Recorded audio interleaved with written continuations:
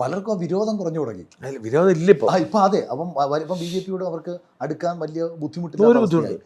പിന്നെ ഹിന്ദു നായർ വിഭാഗം വലിയൊരു ശതമാനവും പഴയ കോൺഗ്രസിൽ നിന്ന് മാറി അങ്ങോട്ട് പോയി കഴിഞ്ഞു.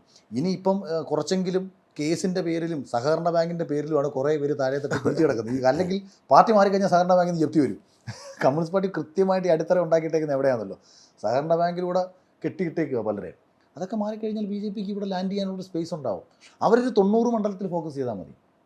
50 മണ്ഡലം വേണ്ടെന്ന് വെച്ചാൽ മതി. ഈ 50 മണ്ഡലം കാര്യം നമ്മളെ അതിനുള്ള ബുദ്ധിയൊക്കെ ഒക്കെ ഉണ്ടെന്ന് തോന്നുന്നു ഈ പുതിയ പ്രസിഡന്റിന്.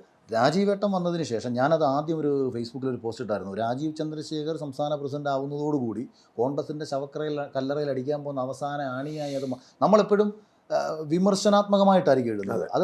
അതിനെ തിരിച്ചറിയണം. അപകടം വരാൻ പോകുന്നുണ്ടെങ്കിൽ തിരിച്ചറിയണം. ഇപ്പം എതിരാളി നമ്മളെ അടിക്കുന്നത് കമ്പി കൊണ്ടാണെന്നുണ്ടെങ്കിൽ നമ്മൾ മറ്റേ പട്ടിയെല്ലാം കൊണ്ട് നേരിട്ടിട്ട് കാര്യമില്ല. അത് അപ്പം നമ്മൾ പറയണം അവൻ്റെ കൈ കമ്പിയായിരിക്കുന്നത്. നീ എന്തുവരെ അവൻ കമ്പി ഉണ്ടെന്ന് ഒരു പുല്ലും ചെയ്യാൻ പോകുന്നില്ല. അല്ല, അതുകൊണ്ട് അടിച്ചാൽ വേദനിക്കും, അത് കുറച്ചുകൂടെ പരിക്കുണ്ടാവും. അവൻ കമ്പി മാറ്റി വടിവാൾ എടുത്തിട്ടുണ്ട് എന്ന് പറയുമ്പോഴത്തേക്ക് എന്തുവാ നമ്മളെ കയ്യിൽ ഇത് മതി. കോൺഗ്രസ് ഇപ്പോഴും പഴയ പട്ടിയെല്ലാം കൊണ്ടിരിക്കുക.